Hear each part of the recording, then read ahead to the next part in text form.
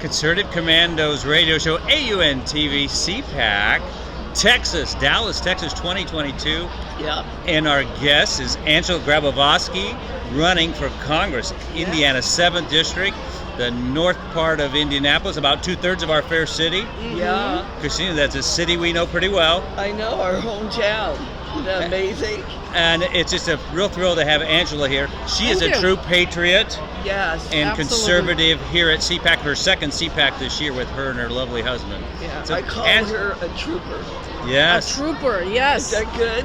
Yeah, we're here in Texas, so There trooper you is go. good. I say yes. Well, I don't make cowboy boots, but we sure want to welcome you here to the Conservative Commando Radio Show. You chose to run because you want to make a difference for our country. Absolutely. The country is not on the right path. I came to Indianapolis in 1989 from the former Soviet Union, from Ukraine. Wow. We were allowed to take $72 per person, one suitcase.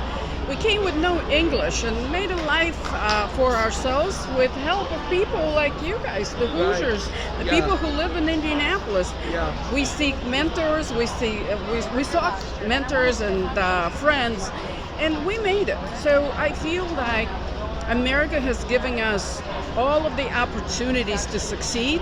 We've taken them, we're already there, and I want everybody I know, everybody in Indianapolis and in the country to understand the opportunities that this country of freedom gives us.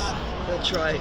That is awesome because we're trying to save America. Right. And you came to this country and your husband and you struck out to do your very best. And you're a tremendous success story. And you're giving back. So we want to thank you and just ask, what are some of your hot issues? I mean, Indianapolis is hurting. We all live We here. all know that. We live there. Wow. What are some of your top issues? The top issues in Indianapolis are crime Yes. and financial instability Yes. for most of the people that live there. That's right. Unfortunately, Indianapolis is one of the large cities in the United States that run by Democrats and have been for a very long time. Yeah. So I'm hoping that this time around people are going to see that democratic policies, especially the last decade and the last couple of years, are not doing good to anybody in the country. So the crime is happening everywhere, but Indianapolis is the second right now in the country in the amount of murders per capita. It shouldn't be happening. Why is it happening? Our youth is not being educated. Our youth is not being given that idea of the brighter future.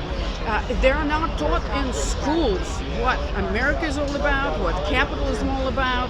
They're not taught in schools that as individuals they're very unique and they have all the freedoms that the American Constitution gives them. And they should be using them. They should understand them and use them to the best of their advantage. So they need to learn the rules of the game and use them for a better life. And as I said, in Marion County, it's not happening. Our schools are failing. At some point, IPS schools had almost 110,000 enrolled kids. And right now, it is 30,000 kids that are enrolled and only 15,000 that are attending schools. So something is happening. I'm definitely pro school choice. We need to need to empower the parents who want a better future for their children. So if children are in school, they're not selling drugs on every corner. So this is, I think, the biggest issue. The issue number 2 would be, again, economic opportunities. Yes.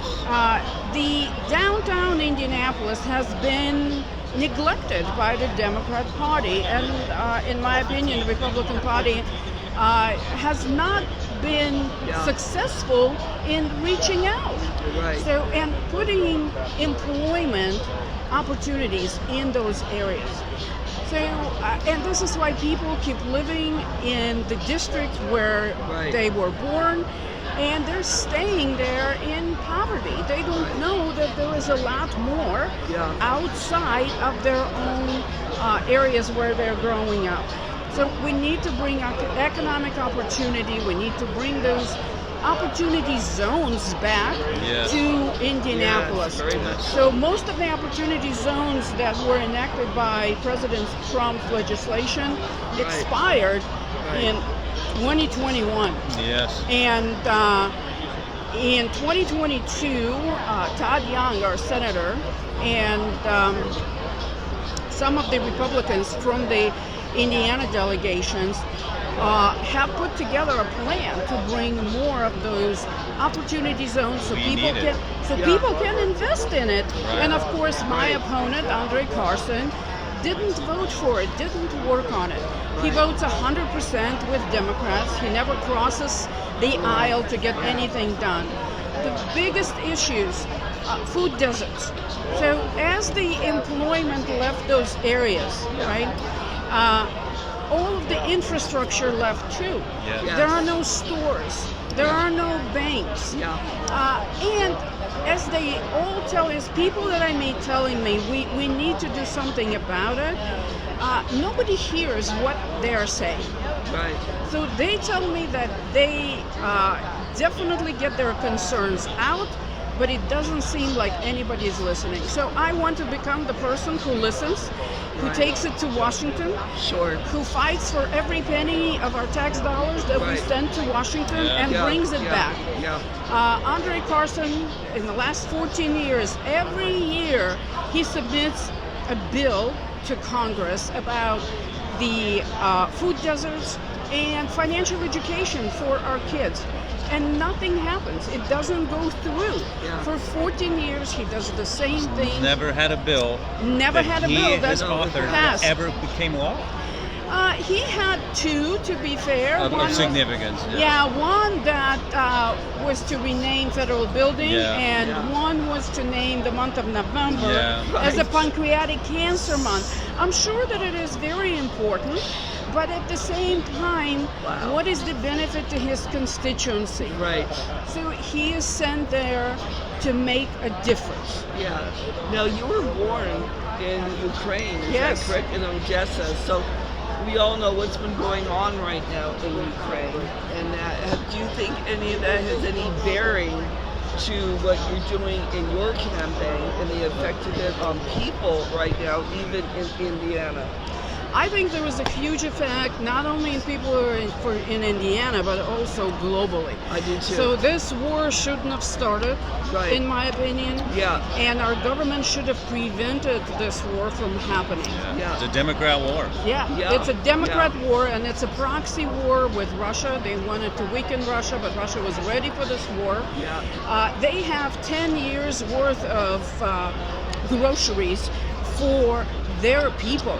They have 10 years worth of wheat and corn and barley Yeah. already saved for their people, Yeah. and we have empty shelves, and Right. we have baby food shortages. Yeah. Right. So we are not ready for any crisis that may happen. Wow. I'm not even talking about military crisis, but Just we are regular, yeah. we're not ready. Yeah. So if anything happens with China, with Russia, with big countries, and they're not in agreement with U.S. citizenry is going to suffer. So I know that Andre Carson voted for $46 billion aid to Ukraine, Right. and I'm all pro helping people, civilians who are starving in there. But Right. instead of stopping this war, instead of negotiating some of the Right. agreements, they keep fighting the war, people keep dying, and it doesn't look like any of our help is getting there, and because the people that we know, that we're in contact with, telling us that civilians are getting absolutely no help. You have stagflation because of Biden, and now you have a stagflated war Yeah. that just Yeah, has no ending Exactly, right now. Exactly. Yeah. But you know, if we give $46 billion to a foreign country and our own children are going to bed hungry, something is wrong with that. And I Sure. understand we are built on Judeo-Christian principles, Yes, we right? are. This That's is so what important. our Yeah. country is. Yeah. We have a heart, and we always help people in need. Yes. But we have our own people in need, Exactly. and they should come first. So Right. it's American citizens, Yeah. it's American taxpayers' dollars who need to help our people first. So again, the border is open. The southern border is open. It's a big issue. So what is happening there? We get all of the illegal immigrants that are coming to our area, and they're taking the jobs of the people in this district. And they're not only taking the jobs, they're also taking the resources that could go to the communities of color, to the minority communities, to support them and get them out of that poverty. They're being stretched out, they're being spread amongst more people. We had 3.5 million people who came across the borders illegally just in the last year and a half. So we need to secure the border. Neither Biden, Pelosi, or Carson are pro-securing the border. All they want is just to get people here so they can have their votes, hopefully, in the future. But nothing will change the immigration system unless the border is closed. We have 76,000 Hispanics that live in the district. That's right. And they all hoping that at a certain point they're going to be able to come out of the shadows and live a normal life. They know they broke the rules. They know they came here illegally. But at the same time, I mean, I can't blame them if their children were starving somewhere in Mexico. Would I cross the border illegally? I probably would too. I came to the country legally, and we waited almost 20 years for our family to unite. But you know, we take 1 million people a year, every year, and we welcome immigration to the country. Marion County is very heavily populated by immigrants. There are 152 languages that are spoken in the Marion County. I don't know if you knew about that. I did not know it was that much. And we need to unite. We need to unite people and get to common sense solutions. We have to bring the same opportunities that I had to everybody else in Indianapolis and in America, and we need to change the policies of Biden, Pelosi, and Carson. And once it's done, we're going to be able to balance the budget. We should stop printing the money. There are so many different things that have to happen. So if I'm elected, I would love to be on the budget committee. Appropriations. Beautiful. We want you there. Yeah, I would love to be on the small business committee because we have to empower our people. 87% of all of the businesses in the United States are small businesses. They employ. That's the job. They employ people. I would love to be on the education committee because we need to raise a next generation of leaders, not someone who can't read and write and compete in the real world. That's right. So it's unfortunately for Marion County, it's not happening on any level. It's not happening on federal level. It's not happening on state and city level. It's like a forgotten desert in the middle of prosperity. So hopefully we'll bring them out of there.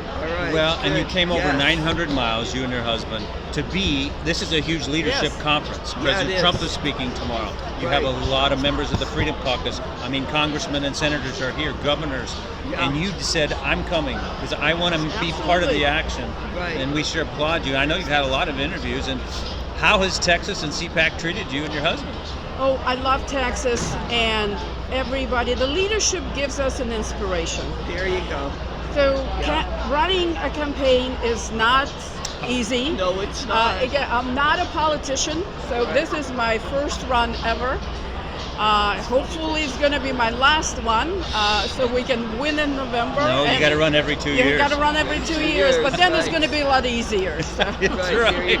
Well, thank you, Angela, for coming on the Concerning Commander Radio Show on AUN TV. What a special Thank you thrill. for having me. God bless you and your family. And how do we get a hold? How do people get a hold of you?